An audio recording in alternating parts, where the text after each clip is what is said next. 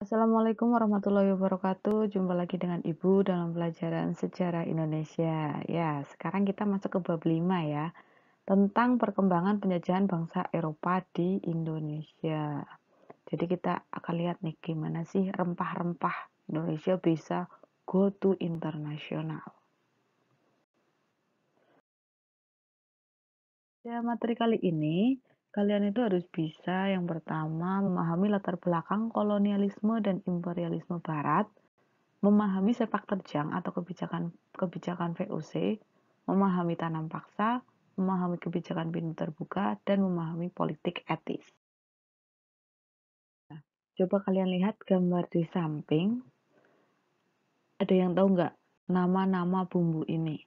Ada Ananto, biji bunga matahari, jintan hitam, ada soa, cakrawala, kemudian nanti ada jahe, lengkuas, kunyit, dan lain-lain. Itu tuh yang menarik, yang membuat orang-orang Eropa datang ke Indonesia itu karena itu zaman dulu. Nah, sekarang kita akan membahas tentang lahirnya kolonialisme dan imperialisme barat. Pernah dengar istilah kolonialisme dan imperialisme? Kalau belum, mari Ibu jelaskan. Kolonialisme itu merupakan suatu perluasan wilayah dengan membentuk negara-negara koloni di seberang lautan dan tunduk pada negara induk.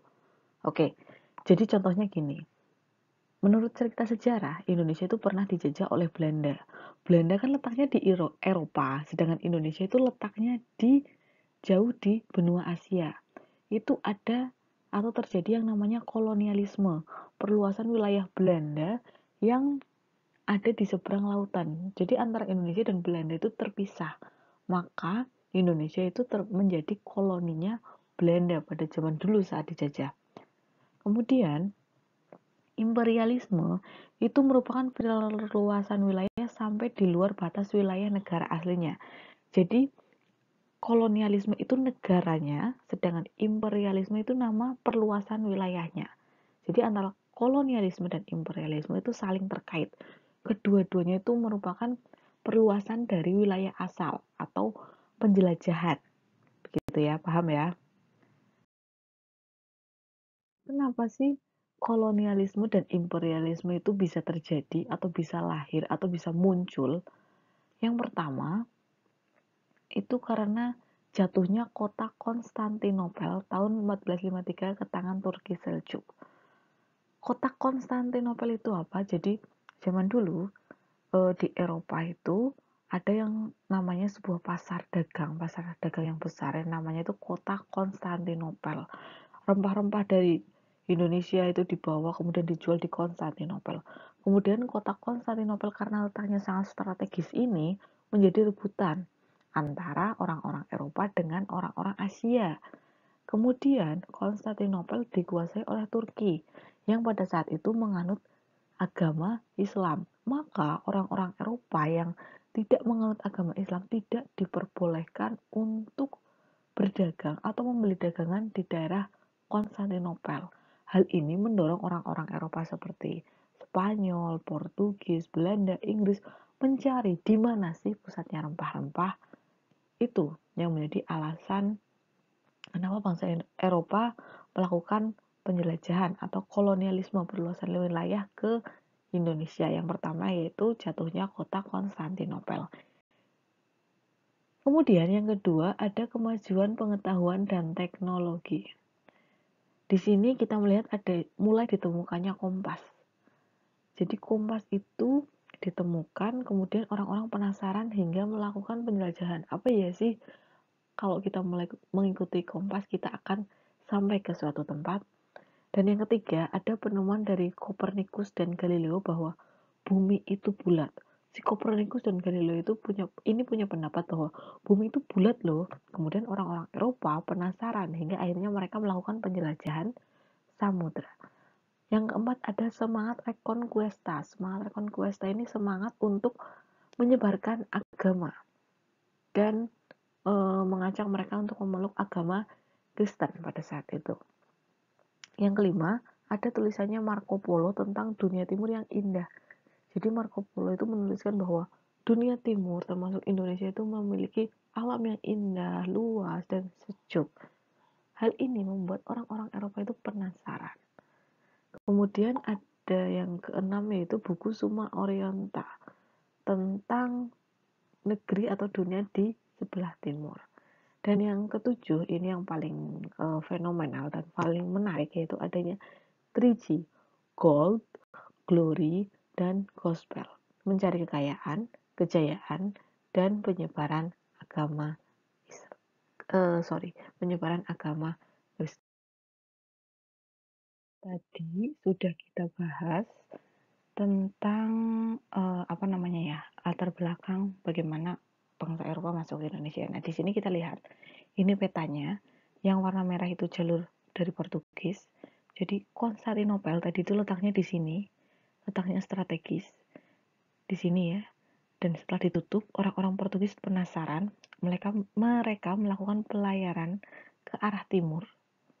Ini ke timur sampai di Afrika Selatan, kemudian sampai di India, kemudian sampai di Malaka, hingga akhirnya sampai di Maluku. Setelah sampai sini, orang-orang Spanyol juga penasaran. Dia melakukan pelayaran ke arah barat. Ini yang hitam ya, ke sini ke arah barat, ini di Amerika, kemudian benua Panama, Selat Panama, sampai menyeberang, kemudian Samudra Pasifik, hingga ke barat, terus kan ketemunya di sini nih. Ke barat terus sampai di Filipina. Dari Filipina dipimpin oleh Magellan sampai di Maluku. Jadi Portugis sama Spanyol itu ketemuannya di Maluku. Kemudian kalau Belanda itu mengikuti jalurnya Portugis. Jadi dia mengikuti cerita-cerita dari Portugis ke arah timur langsung sampai ke Pulau Jawa. Begitu.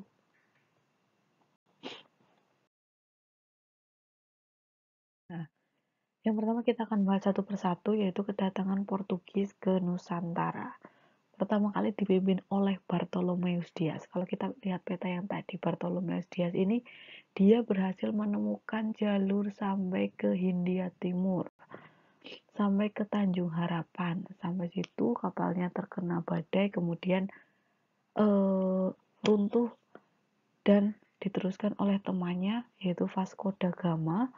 Dia mengikuti jalurnya Bartholomeus Dias kemudian sampai di Calicut. Sampai di India, si Vasco da Gama ini mengira bahwa itu merupakan pusat rempah-rempah. Ternyata bukan.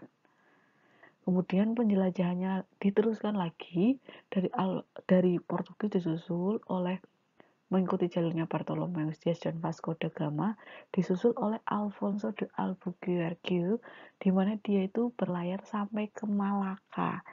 Hingga akhirnya pada tahun 1511, yang mengira bahwa Malaka itu pusatnya rempah-rempah, ternyata bukan, mencari lagi hingga akhirnya sampai ke Maluku. Nah, setelah tadi kita bahas Portugis, sekarang kita bahas Spanyol. Spanyol kan melakukan penjelajahan samudera ke arah barat ya. Nah, yang pertama diawali oleh Christopher Columbus. Dia berlayar sampai ke Kepulauan Bahama Karibia. Ini tuh ada di Amerika. Kemudian dia menamakan atau dikenal sebagai penemu benua Amerika. Terus setelah Christopher Columbus disusul oleh Ferdinand Magellan. Nah, si Magellan yang orang Spanyol ini, dia berlayar mengikuti jalurnya Christopher Columbus sampai ke Filipina. Setelah sampai di Filipina, ternyata dia meninggal. Kemudian pelayarannya diteruskan oleh Sebastian Elcano. Oleh Sebastian Elcano, dia bisa sampai ke Tidore atau ke Maluku pada tahun 1521. Karena Portugis sama Spanyol ketemu di Maluku, maka mereka pun nggak damai, tetap mereka melakukan terjadi perselisihan atau keributan. Kemudian diselesaikanlah perselisihan antara Spanyol dan Portugis ini dengan melalui perjanjian Saragossa, di mana wilayah Spanyol itu meliputi daerah jajahannya, berarti dari Filipina, Amerika ke arah barat. Sedangkan wilayah jajahan Portugis dari Portugis ke arah timur. yang meliputi ada India, kemudian Indonesia, Maluku. Jadi Maluku itu dipegang oleh Portugis. Spanyol kembali lagi ke Filipina. Sehingga ternyata Inggris pun ingin atau melakukan pelayaran juga, di mana dia memiliki nama yaitu Ace. Ace mengadakan hubungan dengan beberapa tempat di Nusantara seperti Aceh, Jakarta, Banjar, Goa, dan Talo. Ace ini kurang bersahabat hingga akhirnya terdesak oleh Belanda dan menyingkir. Terus pada tahun 1612, Ace dapat mengusir Portugis dari India. Ya, karena Inggris terusir, kemudian dia balik lagi ke India, dan di India ternyata ada Portugis yang kalah. Nah, di sini yang penjelajah tokoh yang pertama yaitu ada Sir Francis Drake, berangkat belayar dari Inggris ke arah barat. Dalam pelayaran, rombongan ini memborong rempah-rempah di Ternate. Setelah mendapat banyak rempah-rempah, Drake pulang ke negerinya sampai ke Inggris. Kemudian Sir James Lancaster dan George Raymond. Pada pelayaran tahun 1591, Lancaster berhasil mengadakan pelayaran sampai ke Aceh dan Penang. Sampai di Inggris, jadi orang Inggris itu berlayar, terus kemudian cari rempah-rempah, pulang lagi ke sana. Belum ada niatan untuk menguasai waktu itu. Kemudian ada James Cook. Kalau James Cook ini dia itu berlayar dari Inggris malah sampainya ke Australia. Makanya si James Cook ini dikenal sebagai penemu benua Australia. Kemudian ada Sir Henry Middleton. Dia juga sampai ke Ternate, Tidore, dan Ambon, tapi tidak berhasil menguasai daerah Maluku. Selanjutnya ada Belanda. Ternyata Belanda juga ingin melakukan penjelajahan samudra. Dilatar belakangi oleh meletusnya perang selama 80 tahun antara Belanda dengan Spanyol. Jadi Belanda dan Spanyol itu selalu berseteru atau berperang. Kemudian adanya petunjuk jalan ke Indonesia dari Jan Huygens van Linschoten. Penjelajah yang pertama yaitu ada Cornelis de Houtman, di mana dia memimpin pelayaran pada tahun 1596 dan mendarat di pelabuhan Banten. Tapi karena Cornelis sedikit sombong, maka dia itu nggak diterima oleh penduduk Banten. Terus dilanjutkan oleh Jacob van Eyck, di mana kedatangannya itu lebih disambut baik, hingga akhirnya dia berhasil mendarat di Maluku dan membawa rempah-rempah kembali ke Belanda. Terlalu banyak, kemudian orang-orang Belanda ini di Belanda menyebarkan informasi hingga akhirnya orang-orang Belanda banyak yang penasaran ke Indonesia. Dan saking banyaknya orang Belanda di Indonesia, maka akhirnya dibentuklah VOC atau yang dikenal dengan Verenigde Oost-Indische Compagnie. Pembentukan VOC ini dilatar belakangi atau karena untuk memperkuat posisinya di dunia timur. Jadi banyak pedagang-pedagang Belanda yang ada di Indonesia hingga akhirnya kemudian mereka bersatu yang diberi nama dengan VOC. VOC itu dibentuk tanggal 20 Maret 1602. Tujuannya untuk menghindari persaingan yang tidak sehat antara sesama kongsi dagang Belanda yang telah ada dan untuk memperkuat kedudukan Belanda dalam menghadapi persaingan dengan pedagang lainnya. Kebijakan VOC yang pertama itu ada Verbrijse Leverenti, yaitu penyerahan wajib hasil bumi dengan harga yang telah ditetapkan oleh VOC. Kemudian ada kontingentin, kewajiban bagi rakyat untuk membayar pajak berupa hasil bumi. Ada yang namanya pelayaran hongi. Jadi setiap hari VOC ini melakukan pelayaran untuk memantau atau memata-matai apabila ada pedagang yang menjual selain kepada VOC. Kemudian jika terjadi penemuan pelanggaran yang tidak menjual kepada VOC, maka akan diberlakukan ekstirpasi, yaitu penebangan tanaman rempah-rempah atau pembakaran tanaman rempah-rempah. Sungguh sangat VOC lumayan kejam ya di sini ya. Nah, Gubernur Jenderal VOC yang pertama yaitu ada Peter Booth. Nah, di sini VOC karena dia sudah berhasil menjalin kerjasama dengan kerajaan-kerajaan sekitar dengan taktik atau politiknya yaitu politik adu domba, maka VOC itu berhasil membentuk hak-hak VOC. Yang pertama, melakukan monopoli perdagangan. Yang kedua, membentuk angkatan perang. Yang ketiga, melakukan peperangan. Yang keempat, mengadakan perjanjian dengan raja-raja setempat. Yang kelima, mencetak dan mengeluarkan mata uang sendiri. Dan yang keenam, mengangkat pegawai sendiri. Serta yang ketujuh itu ada pemerintah di negeri jajahan. Jadi kalau kita bayangkan, ternyata VOC di sini itu sudah seperti negara dalam negara. Jadi di Indonesia kemudian ada negara VOC yang menguasai Indonesia. Nah, yang paling berjaya atau yang paling keren Gubernur Jenderal dari VOC yaitu J.P. Koon atau George Peterson Koon, di mana dia berhasil mengusir orang-orang Inggris, kemudian mengusir dan melenyapkan penduduk asli Banda. Banda ini penduduk asli di daerah Maluku, kemudian menerapkan kebijakan ekstirpasi. Ekstirpasi tadi ini nih, yaitu menebang tanaman rempah-rempah agar tidak terjadi kelebihan produksi. Nah, karena terlalu banyak orang Belanda, kemudian mereka seenak sendiri, peraturan yang tidak jelas, maka kebanyakan orang Belanda ini melakukan korupsi. Gimana caranya mereka membeli barang, kemudian dijual di Belanda, dan keuntungannya untuk sendiri. Terus hasilnya dikorupsi. Kemudian adanya perang antara Spanyol dan Belanda di negeri Eropa. Itu sangat merugikan sekali Belanda. Terus ada EIC. EIC ini itu kongsi dagangnya Inggris. Dan secara faktor eksternal, Prancis di bawah Napoleon Bonaparte kembali menguasai Belanda dan mendirikan Republik Batav. Jadi di Belanda sendiri terjadi keributan di mana Belanda dikuasai oleh Prancis hingga akhirnya VOC terbengkalai. Hingga akhirnya pada tanggal 31 Desember tahun 1799 VOC ini runtuh dan bubar.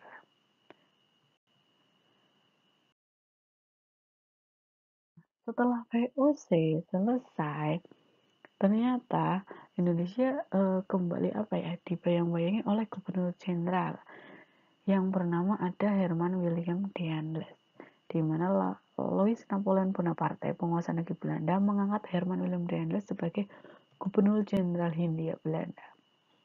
Tugasnya yang pertama yaitu mempertahankan Pulau Jawa dari ancaman Inggris karena Inggris tetap ingin menguasai Indonesia. Kemudian yang kedua, mengatur pemerintahan di Indonesia. Langkah yang dilakukan oleh Herman William Daendels adalah melakukan pembangunan fisik, membangun pabrik senjata di Semarang, membangun pangkalan armada laut di membangun pangkalan armada laut di Merak. Yang keempat, membangun benteng pertahanan. Yang kelima, membangun jalan anyar sampai Panarukan.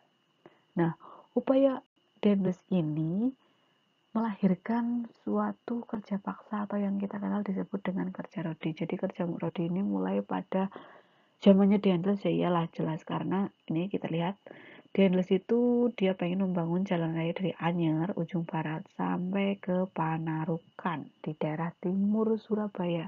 Bayangkan dari sini sampai ke sini itu sangat jauh sekali.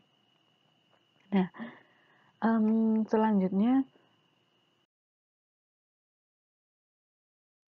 setelah Daendels dilanjutkan oleh Jensen. Tapi kalau Jensen ini nggak sekuat Daendels, dia itu cuma sebentar hingga akhirnya pada tanggal 18 September 1811 tadi itu Daendels itu mengakhiri masa pemerintahannya itu 1811 juga ya. Jadi Jensen sini cuma beberapa bulan dia menyerah kepada Inggris di Tuntang yang hingga akhirnya diberi nama dengan kapitulasi Tuntang. Isinya bisa dibaca ya ini ya. Pulau Jawa dikuasai Belanda harusnya diserahkan kepada Inggris, semua tentara Belanda diserahkan kepada Inggris, semua utang piutang Belanda tidak menjadi tanggungan Inggris. Jadi setelah Jensen, Indonesia diserahkan kepada Inggris. Nah, Gubernur Jenderal Inggris yang pertama yaitu ada Thomas Stamford Raffles, dimulai tahun 1811. Kemudian kebijakan yang dilakukan oleh Thomas Stamford Raffles yang pertama yaitu membagi Pulau Jawa menjadi 16 keresidenan, melarang kerja paksa dan perbudakan. Ini keren sekali, tapi dia juga punya kebijakan lain, yaitu adanya sewa tanah. Mirip. Atau jadi para petani itu mereka menggarap tanah yang walaupun milik mereka sendiri tetap harus membayar sewa kepada pemerintah. Kemudian yang dalam bidang ilmu pengetahuan merintis berdirinya Kebun Raya Bogor. Maka Raffles ini sebagai penemu bunga Rafflesia arnoldii atau bunga bangkai yang ada di Kebun Raya Bogor. Nah, sejak tahun 1816 Inggris menyerahkan kembali kekuasaannya kepada Belanda hingga akhirnya Indonesia kembali dikuasai oleh Belanda. Setelah itu Indonesia kembali dipimpin oleh Johannes van den Bosch. Pada masa pemerintahannya, dia dikenal sebagai tokoh yang menerapkan tanam paksa. Apa sih tanam paksa? Tanam paksa ini itu masyarakat atau rakyat itu dituntut untuk melakukan penanaman di lahannya. Ada 6 ini kebijakan atau aturan tanam paksa yang jika kita cermati ini sebenarnya aturannya tuh bagus. Yang pertama nih, tuntutan kepada rakyat agar menyediakan tanah pertanian tidak melebihi 1/5 bagian tanah untuk jenis tanaman perdagangan. Jadi yang diserahkan cuma 1/5, nggak boleh lebih. Yang kedua, pembebasan tanah yang disediakan untuk tanam paksa. Jadi tanah yang 1/5 tadi itu nggak membayar pajak, bebas tanahnya. Kemudian yang ketiga, rakyat yang tidak memiliki tanah dapat mengganti dengan bekerja di pabrik milik Belanda. Ini waktunya cuma sekitar 66 hari dari 1 tahun. Yang keempat, waktu mengerjakan tanaman untuk tanam paksa tidak boleh lebih dari waktu tanam padi. Jadi cuma sekitar 3 bulanan. Terus yang kelima, kelebihan hasil produksi dikembalikan kepada rakyat. Dan yang keenam, kerusakan ditanggung oleh pemerintah Belanda. Jadi kalau kita lihat aturannya itu tuh sangat menguntungkan rakyat Indonesia. Tetapi dalam pelaksanaannya tidak demikian. Tidak sesuai karena yang mengawasi langsung di bawah itu diawasi oleh, kalau bahasa sekarangnya itu apa ya, seperti lurah. Dan lurahnya ini oleh pemerintah Belanda diberi iming-iming yang atau misal lurahnya bisa menyetorkan lebih dari target, maka lurah ini akan mendapat hadiah. Jadi yang menekan rakyat yang di bawah itu sebenarnya lurah. Jadi yang merugikan itu lurahnya sendiri. Beli ya. Nah, tanam paksa ini memberikan dampak bagi pemerintah Belanda jelas. Ini sangat menguntungkan. Bagi rakyat Indonesia memiliki dampak sisi positif dan negatif. Positifnya ya, kita jadi mengenal tanaman baru. Petani mengetahui daerah yang sesuai untuk jenis tanaman tertentu. Jadi mereka itu bisa belajar tentang pertanian.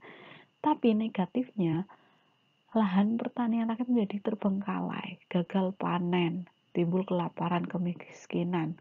Terus mental bangsa turun karena selalu tertekan. Jadi mereka setiap hari tertekan dan tertekan. Jadi semakin kesini rakyat semakin menderita. Nah, kemudian selain berlaku sistem tanam paksa dari tahun 1830 sampai 1870, setelah itu ada yang namanya politik pintu terbuka, di mana orang-orang Belanda itu mulai memberikan lahannya untuk disewakan kepada orang-orang luar negeri. Jadi Indonesia ia buka bagi pengusaha swasta. Pengusaha swasta ini biasanya berasal dari luar negeri.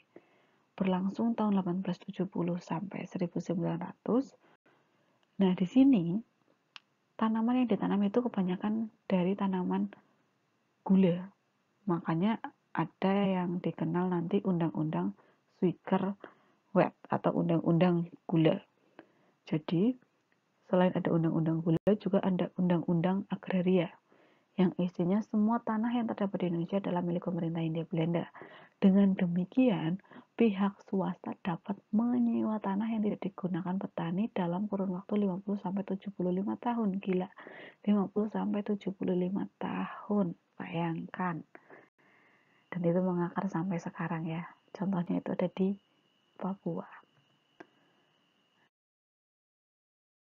Karena terlalu banyaknya penderitaan, tanah yang disewakan, sistem tanam paksa, kerja rodi, hingga akhirnya muncul seorang tokoh bernama Van de Venter dalam bukunya yang berjudul N.R. muncul hutang kehormatan. Dia mengkritik pemerintah Belanda bahwa pemerintah Belanda itu berhutang kepada rakyat Indonesia. Maka dengan adanya kritikan ini muncullah yang diberi nama politik etis yang berisi irigasi, emigrasi, dan edukasi. IEE. Irigasi itu jelas ya untuk bidang pangan, pengairan. Emigrasi, perpindahan penduduk. Jadi mungkin ada saudara kalian yang pindah ke Sumatera pada tahun 1900-an sampai sekarang itu karena memang perpindahan penduduk, karena Pulau Jawa itu sangat padat, makanya masyarakat dipindah ke Kalimantan, ke Sumatera. Dan yang ketiga ada bidang edukasi. Jadi dengan adanya politik etis ini menguntungkan Indonesia karena Indonesia mulai adanya edukasi atau sekolah-sekolah atau orang-orang mulai dididik dan disekolahkan. Oke, selesai tugasnya nanti akan Bunik share di lampiran ya. Oke, sekarang kita sudah selesai bab 5. Tugasnya kita nggak ada ulangan, tapi tugasnya tadi ya yang udah Bunik share di kolom lampiran. Kayaknya minggu depan kalian juga libur apa ya. Jadi tugasnya sampai minggu depan, oke? Dan terima kasih sudah menjelaskan materi dari Ibu. Semoga kalian paham, bermanfaat, dan tetap semangat. Semoga kita lekas bertemu ya. Wassalamualaikum warahmatullahi wabarakatuh.